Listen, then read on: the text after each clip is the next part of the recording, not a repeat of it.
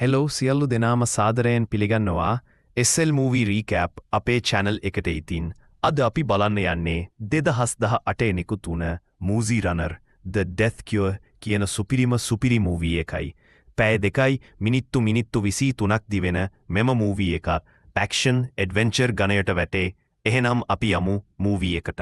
movie එක ආරම්භයේදීම ලෝක විනාශකින් පස්සේ යන අනාගතයක කැරලිකාර කණ්ඩායමක් විකඩ් කියන සමාගම පරාජය කරන උත්සාහ කරනවා.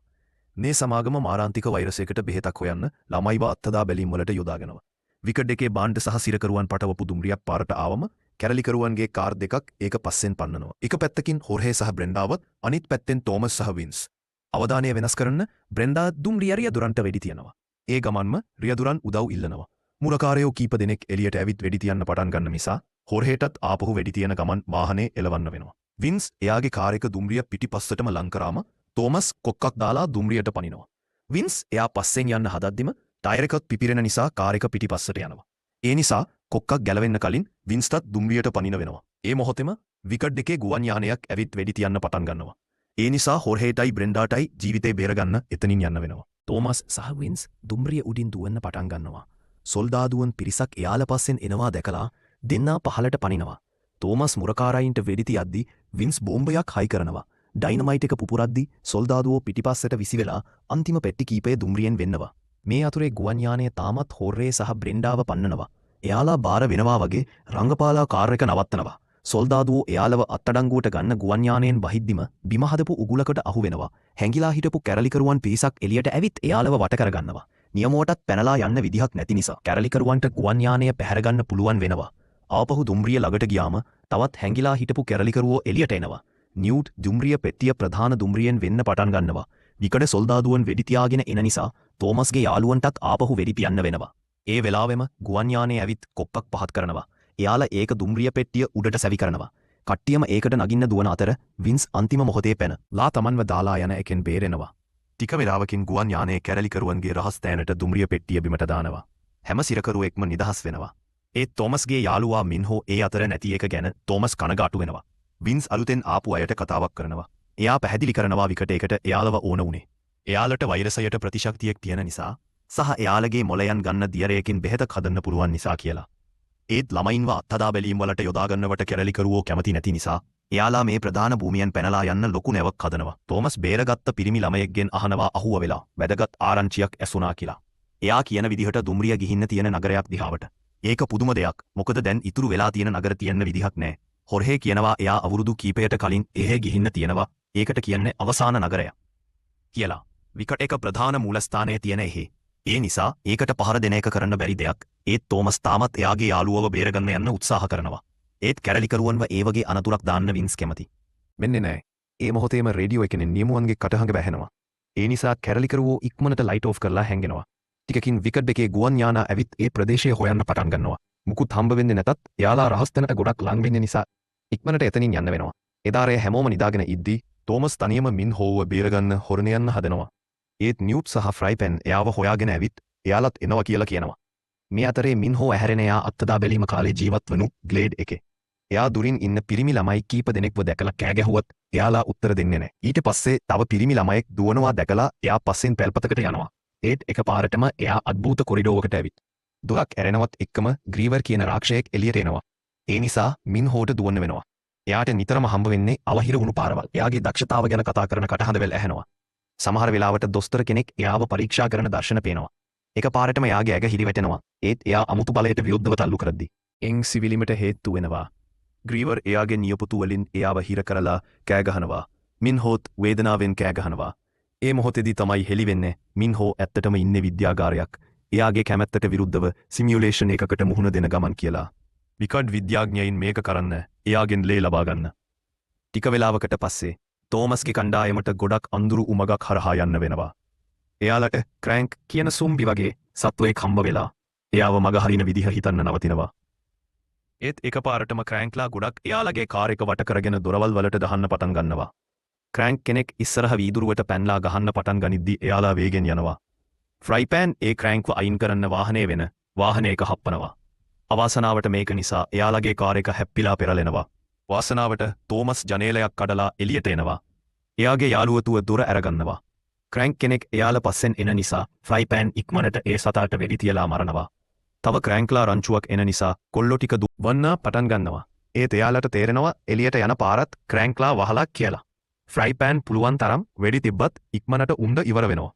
ඒ මොහොතේම කාර් එකක් ඒ සැත්තු ටික යට කරගෙන එනවා. ඒ ආවේ හෝර්හේ සහ බ්‍රෙන්ඩා. බ්‍රෙන්ඩා ක්‍රැන්ක්ලා කීප දෙනෙක්ට වෙඩි තියද්දි කොල්ලෝ ටික කාර් එකට නගිනවා.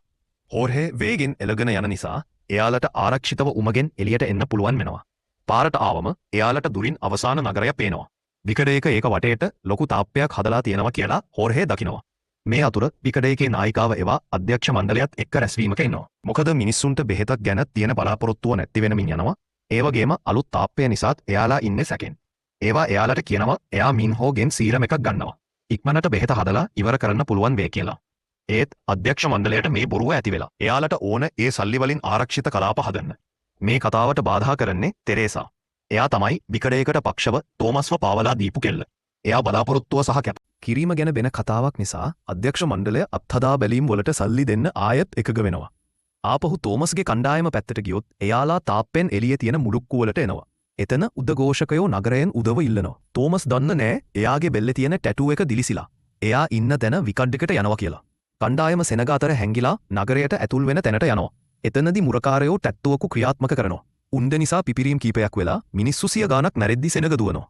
තෝමස්ගේ කණ්ඩායම එයාලගේ කාර් එකට යන්න හදද්දි වෙස්මුහුණු දාගත්තු පිරිසක් එයාලව වට කරලා අල්ලගෙන වෑන් වල දාගෙන යනවා. මේ අද්භූත මිනිස්සුන්ගේ රහස් තැනට ආවම හෝර්හේ වෙස්මුහුණු දාගත්තු කෙනෙක්ට ගහන්න පටන් ගන්නවා.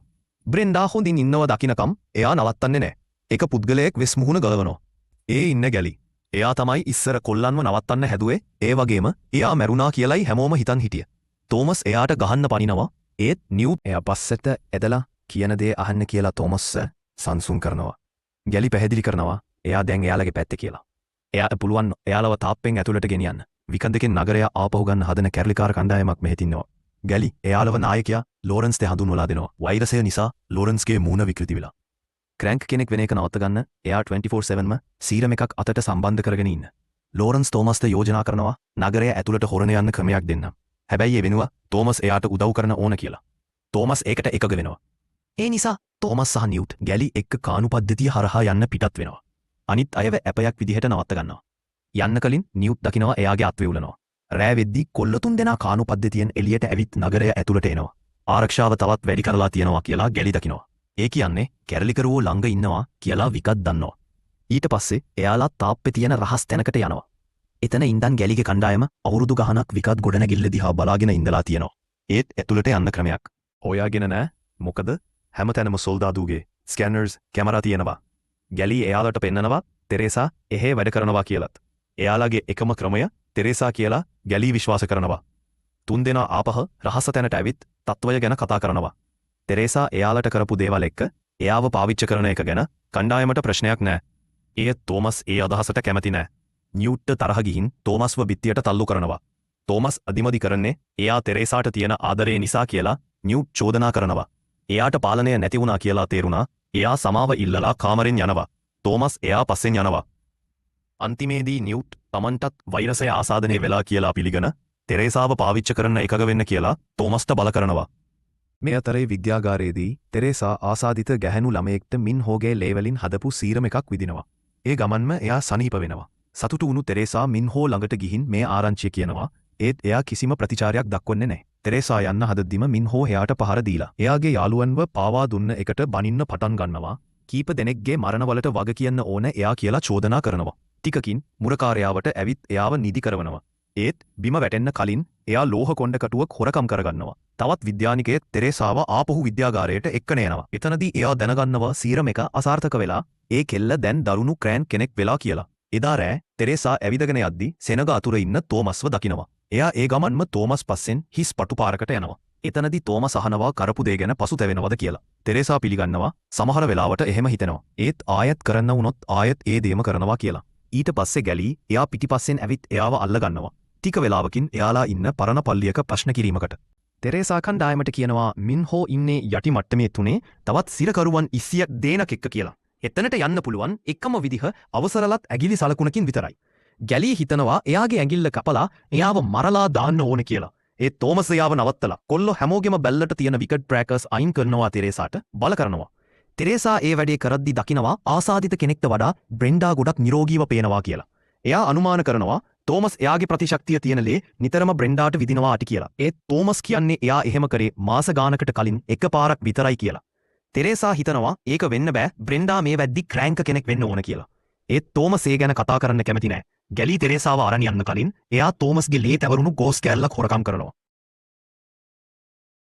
ඊට පස්සේ කොල්ලෝ විකඩ සොල්දාදුවන් වගේ ඇඳගෙන තෙරේසා එක්ක ගොඩනැගිල්ලට ඇතුල් වෙනවා.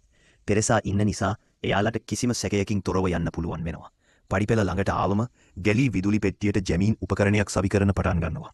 එයාලා බලන් ඉද්දි නිවිත් කහින්න පටන් ගන්නවා. එයාටත් ආසාදනය වෙලා කියලා තෙරේසා තේරුම් ගන්නවා. උපකරණය සවි කරාම ලෝරන්ස්ගේ මිනිස්සු නගරයේ ආරක්ෂක පද්ධතිය හැක් කරනවා. ඊට පස්සේ කණ්ඩායම යටි මට්ටම 3ට දුවනවා. එතන ඉන්න මුරකාරයෝ ඔක්කොම ඉක්මනට පරද්දනවා. දැන් එයාලට හැම සිරකරුවෙක්ම නිදහස් කරන්න පුළුවන්. ඒත් මින්හෝ නැති බව තෝමස් දකිනවා. තෙරේසා කොම්පියුටරේ බලාලා දැනගන්නවා මින්හෝ ගොඩනැගිල්ලේ අනිත් පැත්තේ තියෙන විද්‍යාගාරයට ගෙනිහින් කියලා. එයා ගොඩක් දුර්වල නිසා මේ පාර ලේ ගන්න එකෙන් එයා මැරෙන්නත් පුළුවන්. නිවිත් සහ තෝමස් තෙරේසාට බල කරනවා එයාලව එතනට එක්කන් යන්න. ගැලී එතන නවතින්නේ සීරමික තියෙන දොර කඩන්න උත්සාහ කරනවා. තුන්දෙනා සෝපානයට නැගිද්දි ඒ වාගේ දකුණු අත වගේ ඉන්න ජැන්සන් එයාලත් එක්ක එකතු වෙනවා. වාසනාවට එයා තෙරේසා එක්ක විතරක් කතා කරනවා. තෝමස්ව නගරයෙන් පිටත දැක්කා කියලා එයා කියනවා. ඇඩි තුන්දෙනා කෝපානයෙන් බැස්සට පස්සේ තෙරේසා කොල්ලොත් එක්ක රණ්ඩු වෙන්න පටන් ගන්නවා. ඒ වෙලාවම ජැන්සන් එයාලා පස්සේ නෙද්දී තෝමස් වෙස් මුහුණ ගලවනවා. ටිකකින් තවත් මුරකාරයෝ එනවා. තෝමස් තෙරේසාව ප්‍රාණ ඇපයට ගන්න හදනවා. ඒත් එයා තෝමස් වයි නිව්ට් වයි වෙඩි නොවදින දොර පිටිපස්සට තල්ලු කරලා දානවා. කොල්ල දෙනා දුවද්දී තෙරේසා ජැන්සන්ට කියනවා එයා ඒක කරේ එයාලව හිර කරන්න. ඒ වගේම එයාලව පන පිටින් ඕන කිලත් මතක් කරනවා. තවත් ආරක්ෂාව ඉල්ලද්දී ගොඩනැගිල්ල පුරාම අනතුරු ඇගවීමේ නාද ඇහෙන්න පටන් ගන්නවා. යටිමට්ටමේදී සීරමික හොයාගෙන ළමයි ඔක්කොමත් එක්ක යන්න පටන් ගන්නවා. එයාලා ගරාජයට එනවා. එතන බ්‍රෙන්ඩා බස් එක හොරකම් කරගෙන ඉන්නවා. ඒත් තෝමස් සහ නිව්ට් තාම ඇවිත් නෑ කියලා එයා දකිනවා. ගැලී එයාට කියනවා ළමයින්ව ආරක්ෂා කරගෙන බස් එකේ එන්න. එයා අනිත් අය පස්සෙන් යනවා කියලා. ඒත් ටිකකින් සොල්දාදුවෝ ගරාජයට එනවා. බ්‍රෙන්ඩාට වෙන කරන්න දෙයක් නැතුව බස් එක අරගෙන යන්න වෙනවා. උඩ තට්ටුවල තෝමස් සහ නිව්ට් ඒවාව හම්බ වෙනවා. ඒත් තෝමස් එයාට වෙඩි තියන්න කලින් ජැන්සන් සහ එයාගේ මිනිස්සු එයාලව හොයාගන්නවා. කොල්ල දෙන්නා ඒ ගමන්ම දුවන්න පටන් ගන්නවා. මගෙට එන හැම මුරකාරයෙක්ටම වෙඩි තියන ගමන් එයාලා යාළුවව හොයනවා. විද්‍යාගාරයේ ඉන්න මින්හෝට කෑගහන සද්ද ඇහිලා කොණ්ඩ කටුවකින් විද්‍යාගයෙක්ට අනිනවා. ඊට පස්සේ එයා ඉක්මනට මුරකාරයෙක්ට ගහලා තවත් විද්‍යාගයෙක්ට නිදි බෙහෙතක් විදින්නවා. කොරිඩෝවේ නිව්ට් සහ තෝමස් දිගටම සොල්දාදුවොත් එක්ක සටන් කරනවා. ඒත් එයාලගේ උණ්ඩේ ඉවර වෙන්න ළඟයි. නිව්ට් අත්බෝම්බයක් විසි කරලා ඉතුරු මුරකාරයෝ ටික බිම දානවා. ඒත් තවත් කෙනෙක් ඇවිත් එයාලගේ පාර වහනවා. එකපාරටම මින්හෝ ඒ කෙනාට පහර දීලා කෑගහන ගමන් එයාව ජනේලයකින් විසි කරලා යාළුවවත් එක්ක එකතු වෙනවා. තවත් සොල්දාදුවෝ එන නිසා කොල්ල තුන්දෙනා ආයෙත් දුවන්න පටන් ගන්නවා. ජැන්සන් සහ එයාගේ මිනිස්සු තවත් කොරිඩෝවක් වහන නිසා තුන්දෙනා ගොඩක් ඝන ලෝහ දොරක් තියෙන කාමරයක් හැංගෙනවා. මුරකාරයෝ දොර කපන්න කියතක් ගේනවා. ඒ නිසා කොල්ලන්ට වෙන කරන්න දෙයක් නැතුව ජනේලය කැඩලා පහළ තියෙන පිහිනුම් තටාකයට පනින්නවා. ඇනීම සාර්ථකයි එයාලා ආරක්ෂිතෝ. ගොඩ බහිනවා. ඒත් තටාකෙන් එළියට එද්දී තවත් සොල්දාදුවෝ එයාලව වට කරනවා. එකපාරටම ඒ අයගෙන් එක්කෙනෙක් තමන්ගේ කණ්ඩායමේ අයට වැඩි තියලා වෙසු මුහුණ ගලවනවා. ඒ ඉන්නේ ගැලී පාරේ. බ්‍රෙන්ඩා පුළුවන් තරම් වේගෙන් බස් එක එලවන ගමන් පස්සෙන් එන විකදකාරයෙක් තල්ලු කරනවා. එයා ඒක දැන්වීම පුවරුවක හප්පවනවා. ඒත් තාම තවත් වාහන පස්සෙන් එනවා. අන්තිමට එයා වංගුවක් ගනිද්දි මුළු පාරම හතුරන්ගෙන් වැහිලා තියෙනවා දකිනවා. බ්‍රෙන්ඩා බස් එකෙන් බැහැලා ගිනි පෙනලක් පත්තු කරනවා. ඒක පේන්නේ මේ වෙලාව එනකම් ක්‍රේන් එක ඇතුළ බලන් හිටපු ෆ්‍රයි පෑන්ට්. එයා ක්‍රේන් එකේ කුක්ක පාර මැදට දානවා. බ්‍රෙන්ඩා ඒක බස් එක සම්බන්ධ කරලා ආපහු ඉක්මනට ඇතුළට දුවනවා.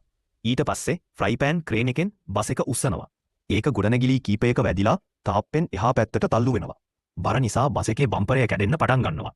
ඒ නිසා ෆ්‍රයි පෑන් ගම්වැල දික් කරලා වැටෙන දුර අඩු කරනවා. බස් එක හිටගෙන බිමට වැටිලා තප්පර කීපයකින් ආයෙත් වැටෙනවා. ඒත් වාසනාවට කාටවත් තුවාල වෙන්නේ නැහැ.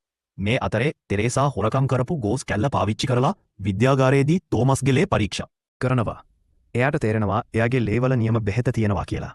ඒකෙන් වෛරසය පාලනය කරනවා විතරක් නෙවෙයි නැත්තටම නැති කරනවා. එයා මේකේ ඒවාට පෙන්නලා කියනවා එයාලට තෝමස්ව හොයාගන්න ඕන කියලා. බ්‍රෙන්ඩා සහ ෆ්‍රයි පෑන් ළමයි ඔක්කොම රහස් තැනට එක්කන් ගියාම ඒක හිස් වෙලා තියෙනවා දකිනවා. ඇත්තටම වෙලා තියෙන්නේ ලෝරන්ස් මුඩුක්කුවල ඉන්න හැමෝම එකතු කරගෙන අද රෑ එයාලා නගරය ආපහු ගන්නවා කියලා නිවේදනය කරලා. ලෝරන්ස් පුපුරන ද්‍රව්‍ය පිරවූ ට්‍රක් එකකින් ඉස්සරහින් යද්දී සෙනඟ නගරයට ඇතුල් වෙන තැනට දුවන්න පටන් ගන්නවා. ආරක්ෂක කණ්ඩායම තාත්තුවක්කු ක්‍රියාත්මක කරන හැදුවත් කැරලිකරුවන්ගේ හැක්කිරීම නිසා එයාලගේ හැම පද්ධතියක්ම අක්‍රිය වෙලා. තාප්පේ උඩ ඉන්න මුරකාරයෝ අතින් වැඩි තිබ්බත් ලෝරන්ස්ව නවත්තන්න ඒක මදි වෙනවා. එයා එයාගේ වාහනේ ඇතුල් වෙන තැන හප්පනවා. විශාල පිපිරීමක් වෙලා තාප්පේ ලොකු සිදුරක් හැදෙනවා. ඒකෙන් සෙනඟට නගරයට කඩාගෙන පනින්න පුළුවන් වෙනවා. තෝමස්ගේ කණ්ඩායම දිගටම හොරවෙන් ගමන් නියුක්ති අසනීපය වැඩ වෙන නිසා එයාට යන්න උදවුන් වෙනවා. ආක්‍රමණිකයන් එක්ක සටන් කරන පොලිසිය පාරට බහිනවා දැකලා එයාලා හැංගෙනවා. ඒත් හැම අස්සකම පිපිරීම් වෙන නිසා එයාලට ඉක්මනට එලියට යන්න ඕන. ඊළඟට එයාලා ගොඩනැගිල්ලක් ඇතුලේ හැංගෙනවා. තොමස් බ්‍රෙන්ඩාට කතා කරලා කියනවා එයාලව දාලා යන්න කියලා. ඒත් බ්‍රෙන්ඩා ඒකට කැමති වෙන්නේ නැහැ. ඒ මොහොතේම හෝර්හේ හොරකම් කරපු ගුවන් යානයකින් වින්ස් එක්ක එනවා ළමයි ඔක්කොම බේරගන්න. බ්‍රෙන්ඩා එයාලගෙන් ඉල්ලනවා තොමස්වත් බේරගන්න කියලා. කොල්ලොත් ගුවන් යානය දැකලා හමු වෙන තැනට යන්න පටන් ගන්නවා. ඒත් නියුට්ට දැන් හෙලවෙන්නවත් බෑ.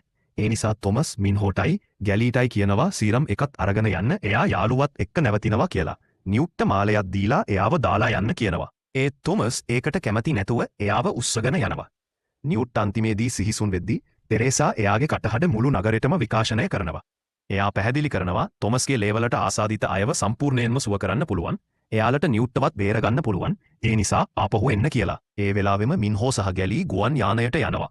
මොකද්ද කරන්න කියලා තොමස් කල්පනා කරද්දි නියුට් ක්‍රැන්ක් කෙනෙක් විදිහට ඇහැරිලා තෝමස්ට පහර දෙනවා. කොල්ලෝ දෙන්නා සටන් කර්මින් බිම පෙරලෙනවා.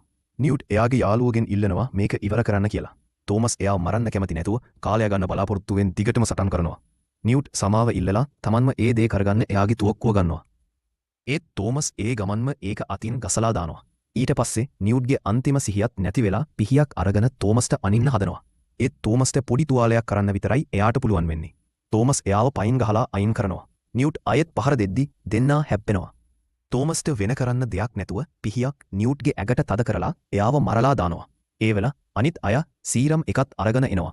ඒත් පැහැදිලිවම ඒ වෙද්දි පරක්කු වැඩි. අණ්ඩායම එක්ක යනවා වෙනුවට කේන්ති ගිය තෝමස් අපහු විකඩ්ඩ ගොඩනැගිල්ලට ගිහින්. ඒවාව හොයාගන්නවා. එයා කියනවා එයාට හැමෝම බේරගන්න පුළුවන් කියලා. තෝමස් එයාගේ දුවක්කුව බිම දාලා අනිත් ළමයින්ට කරදරයක් කරන්න නෑ කියලා ඒවාගේ පොරොන්දුවක් අරගෙන. බෙහෙත හබන්න තමන්ගේ ශරීරය දෙන්න ස්වේච්ඡාවෙන්ම ඉදිරිපත් වෙනවා. ඒ මොහොතෙම ජෑන්සන් ඒවාට වෙඩි තියලා මරනවා. ඊට පස්සේ තෝමස්වත් නිදි කරවනවා. ටික වෙලාවකින් තෝමස් ඇහැරෙන්න ස්ට්‍රෙච්චර් එකක් බැඳලා. තෙරේසා විද්‍යාගාරයේදී එයාගේ ලේ සාම්පලයක් ගන්නවා සීරම් එක හදන්න. ජෑන්සන් පැහැදිලි කරනවා බෙහෙත දෙන්නේ ප්‍රභූ පැලැන්තියට විතරයි කියලා. ඒ එක්කම එලිදරව් කරනවා එයාටත් වෛරසය හැදිලා කියලා. එයා අලුත් සීරම් එක විදගන්න හදද්දිම තෙරේසා බෝතලයක් එයාගේ ඔළුව ගහලා එයාව බිම දානවා. ඊට පස්සේ එයා තෝමස්ව නිදහස් කරනවා. ඒත් ජෑන්සන් එයාව අල්ලගෙන කාමරයේ අනිත් පැත්තට විසි කරනවා. එයා සීරම් එක ගන්න තෙරේසා එක්ක සටන් කරනවා. එයාගේ ඔළුව මේස් එක ගහනවා පවා. තෝමස් ජෑන්සන්ට පහර දීලා ජනේලේ ලයන් එලියට තල්ලු කරනවා. එයාලා කොරිඩෝවේ සටන් කරන පටන් ගන්නවා. ජෑන්සන් එයාව යටපත් කරන හැදුවත් තෝමස් පරාජය බාරගන්නේ නෑ. එයාලා දිගටම සටන් කරනවා. අන්තිමේදී ජෑන්සන් තුවක්කුව කරගෙන දෙන්නටම වෙඩි තියනවා කියලා තර්ජනය කරනවා. ඒත් ඒ මොහොතෙම කැරලිකරුවෝ ගොඩනැගිල්ලට රොකට් වලින් ගහනවා. ඒකෙන් ජෑන්සන් බිම වැටෙන නිසා දෙන්නට දුවන්න පුළුවන් වෙනවා. එයාලා කූඩුවක ඉන්න ක්‍රැන්ක්ලා කීප දෙනෙක් ඉන්න විද්‍යාගාරයක හැංගෙනවා. පිපිරීමෙන් තෝමස්ට දරුණු තුවාල වෙලා කියලා දැකලා තෙරේසා බිහිතියට පත් වෙනවා. ජෑන්සන් එයාලව හොයාගෙන එන නිසා තෙරේසා එයාගේ අවධානය වෙනතකට යොමු කරද්දි තෝමස් වස්තුවක් කූඩුවදේ දොරට විසි කරලා ඒක කඩනවා. ක්‍රැන්ක්ලා එලියට පැනලා ජෑන්සන්ව කන්න පටන් ගන්නවා. ඒකෙන් දෙන්නට පැනලා යන්න පුළුවන් වෙනවා. තෙරේසා තෝමස්ට යන්න උදව් කරලා දෙන්නන වහලට එනවා. එතනදි එයාලා දැකිනවා ගොඩනැගිල්ල හිමින් හිමින් ගිනි ගන්නවා කියලා. හැමදේම ඉවරයි කියලා හිතලා තෙරේසා හැමදේටම සමාව ඉල්ලනවා. එයාලා දෙන්නන හාදුවක බෙදා ගන්නවා. ඊට පස්සේ කැරලිකරුවෝ ගුවන් යානයේ එනවා. ඒත් ගින නිසා එයාලට ගොඩක් ලන් වෙන්න බෑ. ළඟ තියෙන ගොඩනැගිලික දාගෙන වැටද්දි ගුවන් යානයක් දිගටම ගැස්සෙනවා. තෙරේසා තෝමස්ව කණ්ඩායම පැත්තට විසි කරනවා. එයාලා හරියටම වෙලාවට එයාව අල්ලගන්නවා. තෙරේසා එයා පස්සෙන් එන්නේ නෑ.